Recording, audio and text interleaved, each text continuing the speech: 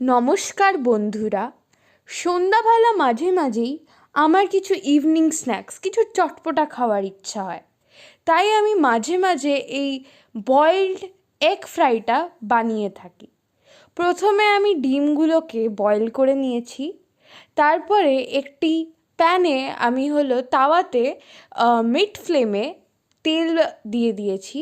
তেলে সব বয়েলড ডিমগুলো স্লাইস করে মাঝখান থেকে দিয়ে দিয়েছি। ওটার ওপর দিয়ে একটু রক সল্ট, যেটা কি বিট লবণ দিয়েছি। তার ওপর দিয়ে আমি কিছু ভেজিটেবলস দিয়েছি, ক্যাপসিকাম, অনিয়ন, এগুলো সব দিয়েছি। তারপরে দিয়েছি চিলি পাউডার।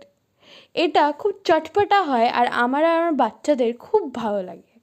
দিয়ে দিয়েছি আমি হলদি। এবার এটাকে একটু টস করে নিতে হবে যতক্ষণ না এটা গোল্ডেন ব্রাউন হয়ে যাচ্ছে।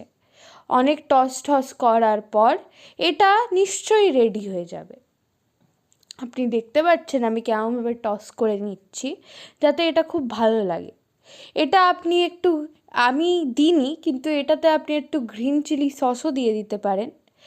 আমি এবার দিয়েছি এখানে বাটার দিয়ে এটা খুবই সুস্বাদু হয়েছে খেতে।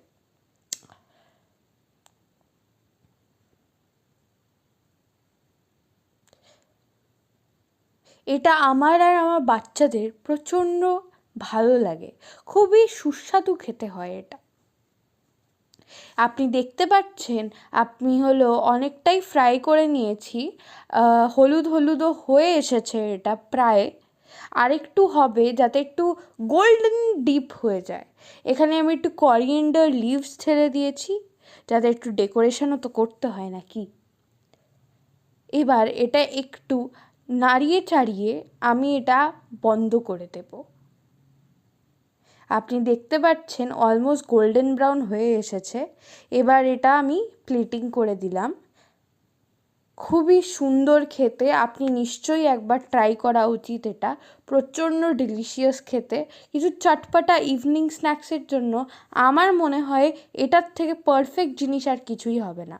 ওপর দিয়ে একটু কাঁচা পেঁয়াজ, একটু লঙ্কা আর একটু গার্লিক দিয়ে দিলে আহা, কি সুন্দর খেতেই না হবে এটা।